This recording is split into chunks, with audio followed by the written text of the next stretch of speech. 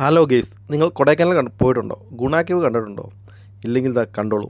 ഞങ്ങൾ കൊടൈക്കനാലിലെ രണ്ടാമത്തെ ദിവസമാണ് ഗുണ കേവിൽ പോയത്. ഒരേ ആൾ, അവധിയായതിനാൽ നിറയെ ആളുകളുണ്ടായിരുന്നു. പോരാത്തതിന് നല്ല മഞ്ഞും. ഗുണ കേവിൻ്റെ അകത്ത് കയറിയപ്പോഴാണ് ഇതിൻ്റെ അകത്ത് ഇത്രമാത്രം ആളുകളുണ്ടെന്ന് മനസ്സിലാകുന്നത്. പുറമേ നിന്ന് നോക്കിയാൽ വളരെ ചെറിയൊരു കവാടത്തിൽ കൂടെ കുറച്ച് ആളുകൾ കയറുന്ന പോലെ തോന്നും. പക്ഷേ അകത്ത് കയറി കഴിഞ്ഞാൽ വിശാലമായ ഏരിയയും വിശാലമായ ആളുകളും. അങ്ങനെ കുറേ ഫോട്ടോസ് എല്ലാം എടുത്തു. മഞ്ഞാണെങ്കിലും കുറേ ഫോട്ടോസുകൾ എല്ലാം എടുത്തു. അങ്ങനെ ആ മഞ്ഞും ആസ്വദിച്ച് നടന്നു.